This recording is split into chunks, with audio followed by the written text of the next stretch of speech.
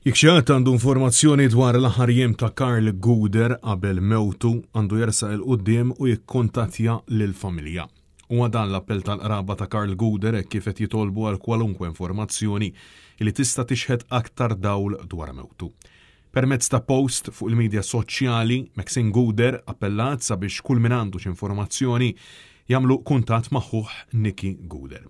Fis-qarrija l-Partit Nazzjonalista qal li fid-dawl ta' dawn iċ-ċirkostanzi irid li ssir ġustizzja u mhux tpattija u ħeġġeġ lil dawk kollha li għandhom ħiel relevanti sabiex jgħadduh direttament lill-Maġistrat Antwana Ġus Bonnici.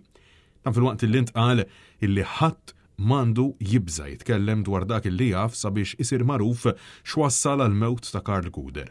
Finalment, intqal illi huwa fl-interess ta' kull min huwa attiv fil-ħajja pubblika li ssir magħrufa l-verità u jekk kien hemm min wassal lil Karl Guder għal mewt jieħu dak illi ħaqqu quddiem il-ġustizzja u minnu u minn fejn hu.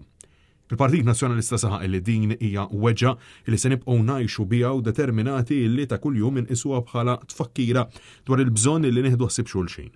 L-aħbar tal-mewt ta' Karl Guder ħasdet u xxokkjat pajjiż ħieħ persuna li għal snin twal immilita fih dan il-Partit Nazzjonalista kemm fl-Uffiċċju Informazzjoni kif ukoll bħala deputat parlamentari u aktar tard fit-tmum ta' Netmedia. Fi żviluppi oħrajn, kmieni l-erba' filgħodu l-eks deputat Jeffrey Pulcin Orlando konferma mal-Gazzetta Malta Today li kellu informazzjoni brabta mal-mewt ta' Karl Guder li għaddija lill-Pulizija madankollu ma elaborax dwar xiex. Aktar kmieni fuq Facebook u allega li xi ħadd kien qiegħed jeddet lill-istess Karl Guder wara li dan tal-aħħar ħabbar li kien se jkontesta l-Segretarju Ġenerali tal-Partit Nazzjonalista. Karl Guder kellu 45 sena għal dawn l-aħħar snin kien jokkupa l-kariga ta' Chief Operations Officer f'Netmedia.